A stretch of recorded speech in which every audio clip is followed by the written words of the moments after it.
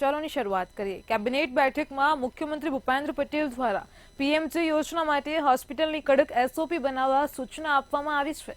એસઓપીની કડક અમલવારી, પરંતુ લોકો હેરાન ન થવા જોઈએ તેવી મુખ્યમંત્રીએ સ્પષ્ટ સૂચના આપી છે। ટૂંક સમયમાં જ આરોગ્ય વિભાગ પીએમજે યોજના અંગેની હોસ્પિટલ માટેની એસઓપી જાહેર કરશે, જેમાં મુખ્યત્વે 4 પ્રકારની સારવાર અને ઓપરેશન માટે કડક એસઓપી જાહેર થશે, જેમાં હૃદય રોગ, કેન્સર, કિડની અને ઘૂંટણ અંગેની સારવાર અને ઓપરેશન સંબંધિત એસઓપી જાહેર થશે।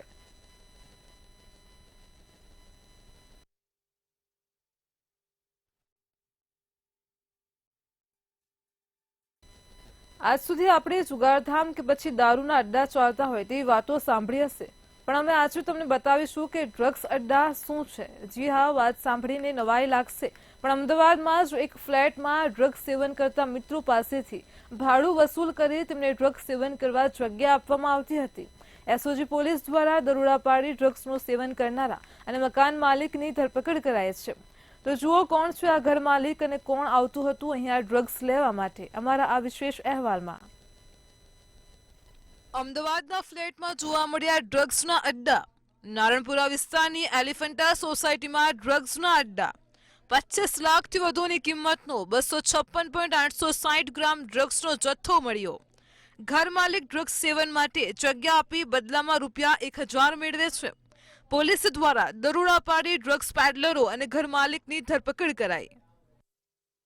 અમદાવાદના નારણપુરા વિસ્તારમાં આવેલા એલિફન્ટા સોસાયટીના ફ્લેટમાં ડ્રગ્સ સેવન કરવા માટે જગ્યા ભાડે આપવામાં આવતી હતી। એસઓજી પોલીસ દ્વારા દરોડા પાડી ડ્રગ્સનું સેવન કરનારા અને મકાન માલિકની ધરપકડ કરવામાં આવી છે। આ ઘરમાંથી 25 લાખથી વધુની કિંમતનો 256.860 ગ્રામ ડ્રગ્સનો જથ્થો મળી આવ્યો છે। અનુસંધાને નારાયણપુરા વિસ્તારમાં રેડ કરતા 6 આરોપીઓ ડ્રગ્સ સાથે ઝડપાયેલા છે, જેમાં મુખ્ય જે આરોપી છે એ મોહમ્મદ ખાન પઠાણ, જે જાવરાનો છે, અને એ પ્રતાપગઢથી ડ્રગ્સ લાવી અને અહીંયા મુસ્તકીમ ઉર્ફે ભૂરો તેને ડ્રગ્સ આપી અને જે આ નારાયણપુરામાં જે જિગ્નેશ પંડ્યાનું જે મકાન આવેલું છે ત્યાં બીજા અન્ય 3 પેડલરો મોહમ્મદ એઝાદ, અબરાર ખાન અને ધ્રુવ પટેલ, આ ત્રણેયને ડ્રગ્સ આપવાના હતા। ઘર માલિક જિગ્નેશ પંડ્યા છેલ્લા 40 વર્ષથી નશીલા પદાર્થોનું સેવન કરે છે અને તે એકલવાયું જીવન જીવતો હોવાથી તેના ઘરમાં અન્ય મિત્રોને બોલાવી દારૂ કે ડ્રગ્સ સેવન કરવા જગ્યા આપે છે। તેના બદલામાં તે 1000 રૂપિયા પણ મેળવે છે।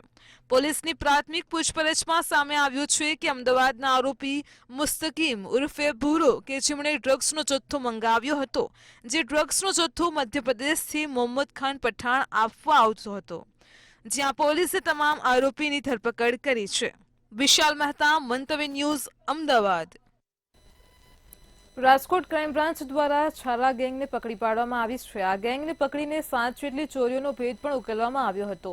છારા ગેંગના 2 આરોપીઓની ધરપકડ કરાઈ હતી। 6,58,000 રોકડા, જુદા જુદા ચહેરાના માસ્ક, હેલ્મેટ, ગાડીઓની અનોખી ચાવીઓ પણ મળી આવી છે। તો રાજકોટ, મુંબઈ, દિલ્હી અને વલસાડ સહિતના શહેરોના 7 ગુના ડિટેક્ટ થયા હતા।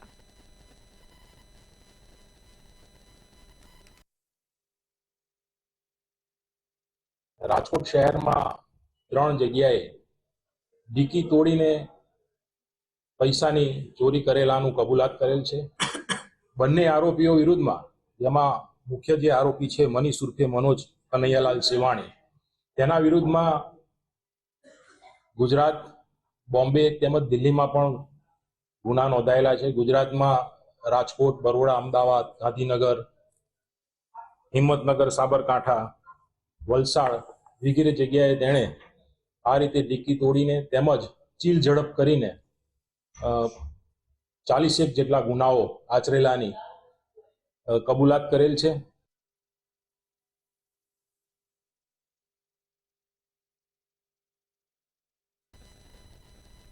જસદણમાં ટેકાના ભાવની ખરીદી શરૂ કરવામાં ન આવતા કોંગ્રેસ દ્વારા જસદણ કચેરીની સામે ધરણા કરવામાં આવ્યા હતા। જૂના માર્કેટિંગ યાર્ડ ખાતે ટેકાના ભાવે મગફળીની ખરીદી માટે ખેડૂતો ધક્કા ખાતા હોવાનું સામે આવ્યું છે।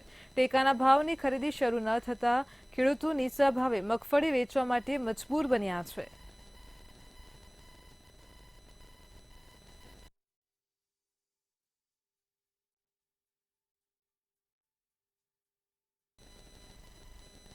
રાજકોટના વાવડીમાં મહિલાને પોતાના પ્રેમીના કહેવાના કારણે પોતાના પતિથી છૂટાછેડા લેવા ભારે પડ્યા હોવાનું સામે આવ્યું છે.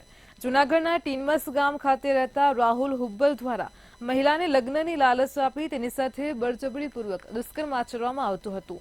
સાથે જ તેના પતિથી છૂટાછેડા પણ લેવડાવ્યા હતા. પરંતુ છૂટાછેડા લીધા બાદ પણ રાહુલે મહિલા સાથે લગ્ન ન કર્યા. પોલીસ તપાસમાં મહિલાને હાલ સંતાનમાં 2 દીકરી અને દીકરો હોવાનું સામે આવ્યું છે, જ્યારે આરોપી રાહુલને પણ 3 સંતાનો હોવાનું સામે આવ્યું છે. સમગ્ર મામલે એસીપી બીજે ચૌધરીએ નિવેદન આપ્યું છે.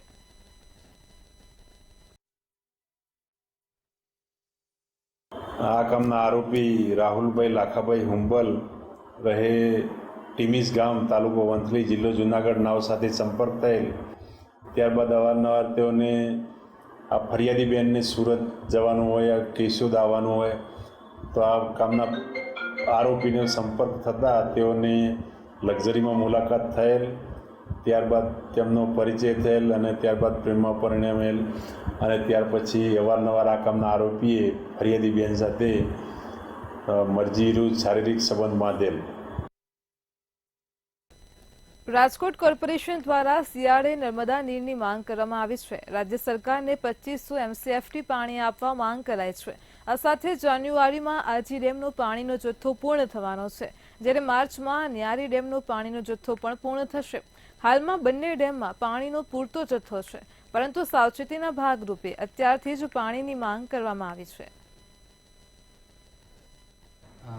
રાજકોટ મહાનગરપાલિકા દ્વારા લગભગ 420 MLDનું ડેલી ઉપાડ વિવિધ જળાશયોમાંથી કરવામાં આવે છે, જેમાં આજી અને ન્યારીમાંથી 290 MLD જેટલું ઉપાડ કરવામાં આવે છે અને 130 MLDનું ઉપાડ અમે નર્મદા આધારિત પાઇપલાઇનમાંથી કરતા હોઈએ છીએ. હવે આજી અને ન્યારી જે ડેમ્સ છે એ પણ અલ્ટિમેટલી નર્મદા ઉપર આધારિત છે અને નર્મદાથી આપણે પાણી આ 2 જળાશયોમાં લેતા હોઈએ છીએ. હાલ પાણીની કોઈ ઇમરજન્સી સ્થિતિ હોય કે પાણીની કોઈ સમસ્યા હોય એવું નથી. અત્યારે જો કોઈ પાણી ન આપવામાં આવે તો પણ આવતા વર્ષના જાન્યુઆરી અને માર્ચ સુધી અમે આ જળાશયોમાંથી પાણી લઈ શકીએ છીએ. રાજકોટ જિલ્લાના ધોરાજીમાં નગરપાલિકા વિસ્તારમાં ગેરકાયદેસર હોર્ડિંગ્સ લગાવ્યાનો મામલો સામે આવ્યો છે. ધોરાજીમાં નાભિરાજ બ્લુ સ્ટાર રોડ અને અનેક વિસ્તારોમાં હોર્ડિંગ્સ લાગેલા છે. પાલિકાની પરવાનગી વગર જ હોર્ડિંગ્સ લગાવેલા છે. ગેરકાયદેસર હોર્ડિંગ્સ લગાવનાર પર પાલિકાની કોઈ કાર્યવાહી ન થઈ છે.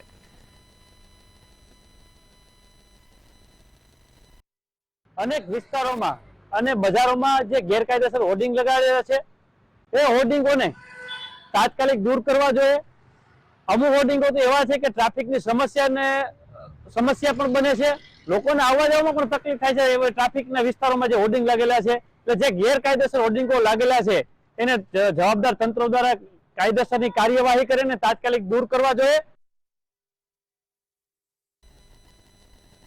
અમદાવાદની ખ્યાતિ હોસ્પિટલ મામલે શક્તિસિંહ ગોહિલનું નિવેદન સામે આવ્યું છે. નિવેદન આપતા તેમણે આ મુદ્દે જણાવ્યું છે કે સંસદમાં પણ ખ્યાતિ મામલે સમય માંગ્યો છે. ખ્યાતિ હોસ્પિટલ મામલે સંસદમાં પણ સવાલ પૂછાશે, ત્યારે વાળ ચીભડા ગળે તો કોણ રક્ષણ કરે? જોકે પેપર ફોડનારના મૂળ તો ભાજપ સાથે જ જોડાયેલા હોય છે.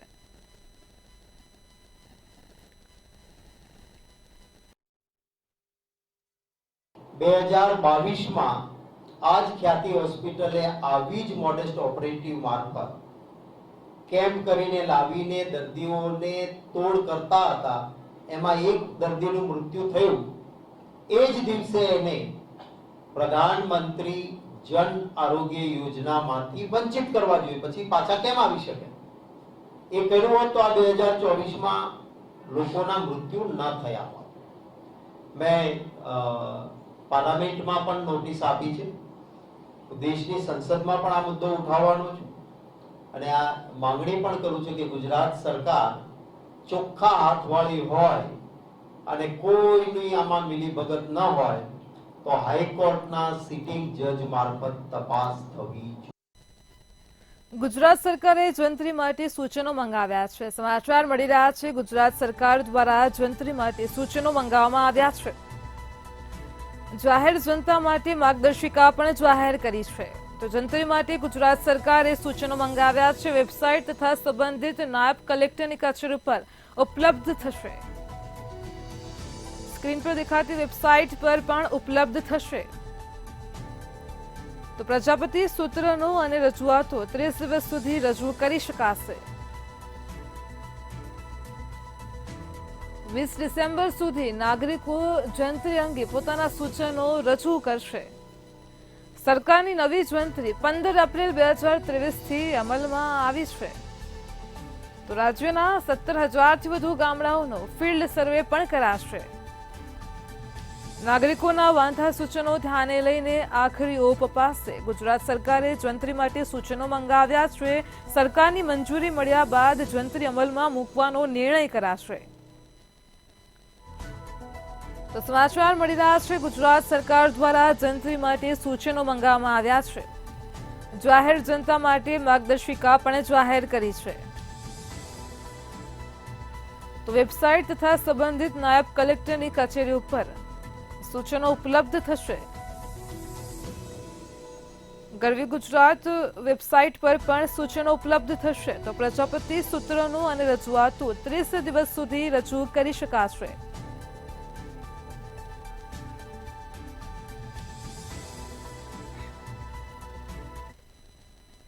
ભાવનગરથી એસીબીની સફળ ટ્રેપનો મામલો પ્રકાશમાં આવી રહ્યો છે. ભાવનગરથી સમાચાર મળી રહ્યા છે. એસીબી દ્વારા કાર્યવાહી કરવામાં આવી હતી. નીલમબાગ પોલીસ સ્ટેશનમાં એસીબીની સફળ ટ્રેપનો કિસ્સો પ્રકાશમાં આવ્યો છે. તો ભાવનગરમાં ફરિયાદના સમાધાન બાદ પણ રૂપિયાની માંગ કરી હતી. હેડ કોન્સ્ટેબલ વીરભદ્રસિંહ જેતાવતે લાંચ માંગી હતી. તો જીતેન્દ્ર દવે નામના સ્થાનિકને પણ એસીબીએ ઝડપી લીધો છે. 50,000ની લાંચ લેતા એસીબીએ તેને રંગે હાથ ઝડપ્યો છે. ફરિયાદી અગાઉ પણ 20,000 રૂપિયા ઓનલાઈન આપેલા હતા. તો ફરિયાદના સમાધાન બાદ પણ રૂપિયાની માંગ કરવામાં આવી છે. હેડ કોન્સ્ટેબલ વીરભદ્રસિંહે જ લાંચ માંગી હોવાની ઘટના સામે આવી છે. જીતેન્દ્ર દવે નામના સ્થાનિકને પણ એસીબીએ ઝડપી લીધો છે. 50,000ની લાંચ લેતા એસીબીએ તેને રંગે હાથ ઝડપ્યો છે. અગાઉ પણ 20,000 રૂપિયા ઓનલાઈન પેમેન્ટ કર્યા હતા. તો ફરિયાદી અગાઉ પણ 20,000 રૂપિયા આપેલા હતા. ફરિયાદના સમાધાન બાદ પણ રૂપિયાની માંગ કરવામાં આવી છે. તો ભાવનગરથી નીલમબાગ પોલીસ સ્ટેશનમાં એસીબીની સફળ ટ્રેપનો મામલો પ્રકાશમાં આવ્યો છે. હેડ કોન્સ્ટેબલ વીરભદ્રસિંહ જેતાવતે જ લાંચ માંગી હતી. જીતેન્દ્ર દવે નામના સ્થાનિકને પણ એસીબીએ રંગે હાથ ઝડપી લીધો છે.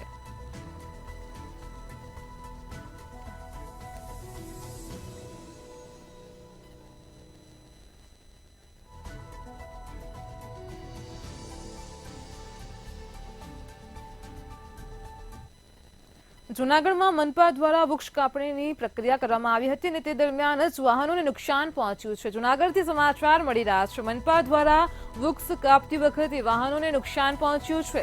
સરદારબાગથી મોતીબાગ વચ્ચે ઘટના બની હતી. વૃક્ષ કાપનાર કર્મચારીઓની આ ગંભીર બેદરકારી સામે આવી છે. દિવસે ચાલુ રસ્તા ઉપર જ વૃક્ષ કાપવાની કામગીરી કરી રહ્યા હતા અને તે દરમિયાન વાહનોને નુકસાન પહોંચ્યું છે. રસ્તો બંધ કર્યા વગર જ વૃક્ષ કાપવાની કામગીરીથી લોકોમાં પણ ભારે રોષ ફેલાયો છે. જૂનાગઢમાં મનપા દ્વારા વૃક્ષ કાપતી વખતે વાહનોને નુકસાન પહોંચાડવામાં આવ્યું છે. તો જૂનાગઢ મનપાના કર્મચારીઓની આ ગંભીર બેદરકારી સામે આવી છે. સરદારબાગથી મોતીબાગ વચ્ચેની ઘટના પ્રકાશમાં આવી છે. મનપાએ રસ્તો બંધ કર્યા વિના જ વૃક્ષ કાપવાની પ્રક્રિયા હાથ ધરી હતી. દિવસ દરમિયાન ચાલુ રસ્તા ઉપર જ વૃક્ષ કાપવાની કામગીરી કરાતા વાહનોને નુકસાન પહોંચ્યું હતું.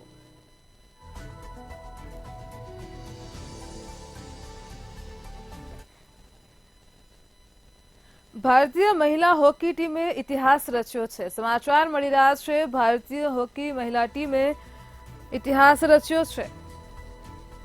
તો મહિલા એશિયન ચેમ્પિયન ટ્રોફીની ફાઇનલમાં વિજય મેળવ્યો છે. ભારતની મહિલા હોકી ટીમે ચીન સામે 1-0થી વિજય મેળવ્યો છે. સતત બીજી વખત મહિલા હોકી ટીમે ટ્રોફી પોતાના નામે કરી છે.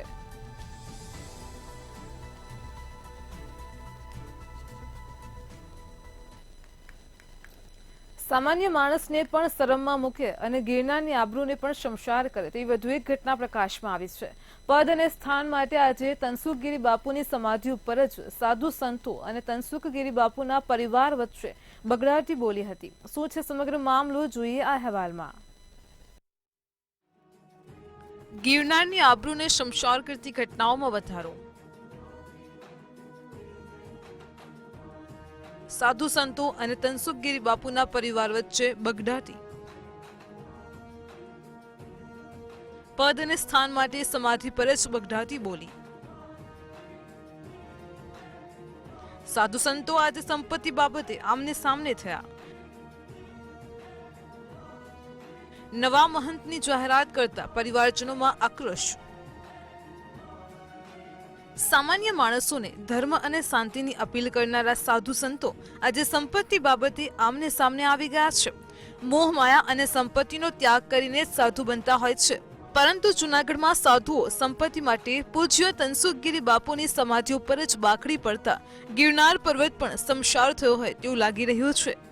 ये सभी लोगों ने 14 मढ़ी के जो अंतर्राष्ट्रीय राष्ट्रीय जो अध्यक्ष होते हैं, अनेक प्रकार के मढ़ी के परंपरा से हिसाब से और निर्णय जो होता है, मंडल अखाड़ा पदाधिकारी जो भी होते हैं वो सब उसका सम्मान करते हैं, उसकी पुष्टि करते हैं, उस प्रस्ताव को जय घोष करते हैं, जिससे रीति रिवाज प्राचीन परंपराएं कायम रहे. કે આ સ્વતંત્ર ભારતની અંદર સ્વતંત્ર નાગરિક છે, હરેક દાવો કરી શકે છે. તમે પણ દાવો કરી શકો છો કે આ ચીજ મારી છે, પણ છેલ્લો નિર્ણય જે હશે એ કલેક્ટર સાહેબના હાથમાં હશે અને સરકાર જે માને રાખશે એ અમારું સન્માન્ય છે. अब वो गलत तरीके से वो कह रहे हैं, साधु समाज और मंडल और हमारे अध्यक्ष महामंत्री तो नहीं कह रहे हैं, क्योंकि हमारे यहाँ तो फक्कड़ों की गद्दी है. वो कोई कहे कोई गृहस्थी तो नहीं, इस गद्दी पीर की गद्दी, पीर जो होकर गादी जो बैठे, ये हमारे नागा सन्यासियों की गद्दी. हमारे तनसुख जी गुरुदेव वो पीर फक्कड़ थे. અખાડાના સિદ્ધાંત મુજબ અખાડા દ્વારા શિષ્યોની નિમણૂક કરવામાં આવે છે અને તેમના વારસદાર તરીકે તેમની નિમણૂક કરવામાં આવે છે. તે પરંપરા અને નિયમને લઈને જ આજે હરિગીરી બાપુ તેમજ ઇન્દ્રભારતી બાપુની હાજરીમાં પ્રેમગીરી બાપુની અંબાજી મંદિરના મહંત અને ભીડભંજન મહાદેવ મંદિરના મહંત તરીકે નિયુક્તિ કરાઈ છે. અમારી માંગણી એમ છે કે આ જગ્યા અમારી હક ઈચ્છાની છે. અખાડો ગમે એવો નિર્ણય લે તો અમે નિર્ણય નહીં લેવા દઈએ અને એ કોઈ પણ મંત ઘોષિત કરે અમે ઘોષિત નહીં થવા દઈએ. કાયદેસર કાયદા કાનૂન કરશે અમે કાયદા કાનૂન કરવા લડવા તૈયાર છીએ. ગામમાં ભીખ માગશું, સમાજ આગળ ભીખ માગશું, અન્ય સેવક વગર ભીખ માગશો. પણ આજે અખાડા પરિષદમાંથી બધા એના યુવા મોટા મોટા સાધુ આવે ને વરિષ્ઠ એ એમ કહે છે કે એને તમે કદાચ કોઈ ન હોય તો એની જગ્યાએ અમે પ્રેમગીરી બાપુની અને અથવા બીજા કોઈ સાધુને અમે નિમણૂક કરે, પણ એ અમારો પરિવાર કોઈ સ્વીકારવા તૈયાર નથી. અને તનસુખગીરી બાપુએ કીધું હતું જ કે અમારે વડવાની સમાધિ અહીંયા છે અને અમારા જ છે બધા, એવી રીતે કે ચેલો થાય તો મારો દુષ્યંત ગીરી જ થાય, એવી રીતે બાપુએ મને ચોખ્ખું કીધેલું છે. એવી રીતે આમ સંપત્તિ માટે લોકોને ઝઘડા કરતા ઘણી વખત જોયા છે, પરંતુ મોહમાયા ત્યાગીને સાધુ બની સંપત્તિ માટે ઝઘડો કરે તે કેટલા અંશે વ્યાજબી કહેવાય. ત્યારે આ વિવાદ હજુ કેટલો ચાલે છે અને આમાં હજુ શું નવું આવે છે તે જોવાનું રહ્યું. અમર બખાઈ, મંતવ્ય ન્યૂઝ, જૂનાગઢ. અમદાવાદમાં દહેગામના લોકો પીવાના પાણીને લઈને હેરાન પરેશાન થઈ રહ્યા છે. 1 વર્ષથી પાણીની ટાંકી અને બોર બનાવવામાં આવ્યા છે, પરંતુ આજ દિન સુધી પાણી ન મળતા લોકોમાં ભારે રોષ જોવા મળ્યો છે. હાલમાં લોકોને પીવાનું પાણી લેવા માટે 1 કિલોમીટર સુધી દૂર જવું પડે છે. પાણીની સમસ્યાને લઈને લોકોએ બાવળા ટીડીઓને લેખિતમાં રજૂઆત કરી છે.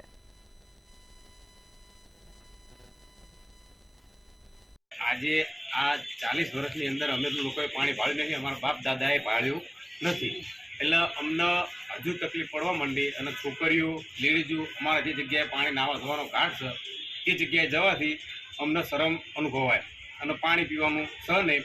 અમે ગામ લોકોને વારંવાર રજૂઆત કરી કે ભાઈ અમને પાણી તમે આલો, પાણીની સમસ્યા છે, અમારે પીવાનું પાણી છે નહીં, તો અમારે પીવાનું પાણી લાવવા માટે અમે સંઘર્ષો કરીએ છીએ. એટલે અમે પાણી માટે થઈને સાહેબ જોડે આવ્યા હતા. સાહેબે અમને 2 દિવસનું કીધું છે કે તમને 2 દિવસમાં હું પાણી કાં તો ટેન્કર કાં તો તમારી લાઈન ચાલુ હશે તો લાઈન ઉપર તમને હું પાણી કપાઈ દઈશ. એવી બાંય ધરી લીધી સાહેબે. હવે જો 2 દિવસમાં પાણી ના આવે તો અમે બધું જેટલું ગ્રુપ છે એ બધું અમે 2 દિવસ અંદર ઓફિસમાં બેહવાનું થશે તોય બેસી જઈશું, બહાર બેહાડશે તોય બેસી જઈશું. પણ જીવું ત્યાં સુધી પાણી આવી જાય એટલી આશા છે મારી. ગુજરાતમાં આદિવાસીઓને મળતી સ્કોલરશીપ સરકારે બંધ કરી દીધાનો આક્ષેપ કોંગ્રેસ લગાવી રહ્યો છે. કોંગ્રેસના પ્રદેશ અધ્યક્ષ અને ધારાસભ્યએ આક્ષેપ લગાવ્યા હતા. આદિવાસી બાળકોના ભવિષ્ય સાથે સરકાર ચેડા કરતી હોવાનો પણ આક્ષેપ લગાવ્યો છે. તો કોંગ્રેસ ધારાસભ્ય કાંતિ ખરાડીએ આ મામલે આગામી દિવસોમાં રાજ્યભરમાં રોડ રસ્તા પર આંદોલન કરવાની ચીમકી ઉચ્ચારી હતી.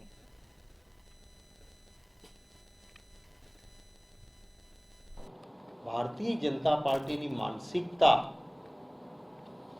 એ કોઈ આદિવાસી, કોઈ દલિત, કોઈ ગરીબ, કોઈ બક્ષી પંચ એ આગળ વધે એનાથી વિરુદ્ધની છે.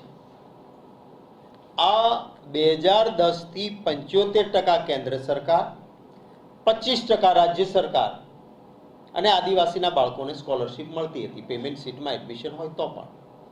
હું આપણા સમક્ષ ઉજાગર કરવા માંગુ છું કે જે ગરીબ હતા એને અતિ ગરીબ કરવા માંગે છે આ સરકાર, અમીરોને અમીર કરવા માંગે છે. ગરીબોની અંદર ગરીબ અને આદિવાસી ગામડામાં જે દીકરા દીકરીઓ જે ભણે છે એમને અલગ અલગ હેતુએ જે શિક્ષણ મેળવવા બાબતની અંદર જે સ્કોલરશીપ મળતી હતી, આજે તાજેતર એવો પુરાવો કઈ બતાવે છે કે આ સરકાર આદિવાસીઓ પર કાતર ચલાવીને કઈ રીતે આદિવાસી દીકરા દીકરીઓને હેરાન કરવા અને કઈ રીતે પછાત રાખવા એક જાતનું ષડયંત્ર છે. અમદાવાદ ભૌતિક અનુસંધાન પ્રયોગશાળા ખાતે આંતરરાષ્ટ્રીય સંમેલનનું આયોજન કરવામાં આવ્યું છે. આ સંમેલનમાં ઉલ્કાભ, ઉલ્કાપિંડ, અંતરિક્ષથી સંદેશવાહક વિષય પર કોન્ફરન્સમાં ચર્ચા કરાશે. આંતરરાષ્ટ્રીય સંમેલનમાં વિવિધ દેશોના 150થી વધારે ભૌતિક અનુસંધાન વૈજ્ઞાનિકો પીએરાલ ખાતે અમદાવાદ પહોંચ્યા હતા. તારીખ 20થી 22 નવેમ્બર સુધી 3 દિવસીય મેટમેસ 2024 કાર્યક્રમનું આયોજન કરવામાં આવ્યું છે, જેમાં ઇસરોના આદિત્ય L1 મિશનથી લઈને ચંદ્રયાનની સફળતા સુધીના કાર્યોની ચર્ચા થશે. તેમજ આ આંતરરાષ્ટ્રીય પ્રેસ કોન્ફરન્સમાં 15થી 20 જેટલા એક્સપર્ટ પણ બહારથી આવશે. સાથે જ સોલાર સિસ્ટમને જાણવા જે મેસેન્જરની જરૂર પડે છે તેમની પણ સ્ટડી કરવામાં આવશે.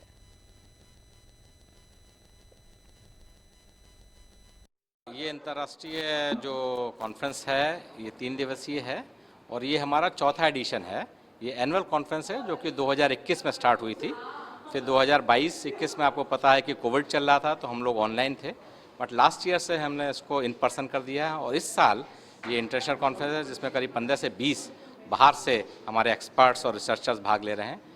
ये कॉन्फ्रेंस जो है ये फोकस है जो एक्स्ट्रा टेरेस्ट्रियल ऑब्जेक्ट्स हैं जो पृथ्वी की तरफ आकर गिरते हैं, जिनको हम लोग उल्कापिंड बोलते हैं, उनकी स्टडीज़ या सैंपल्स जो हम लेके आते हैं मिशन के द्वारा.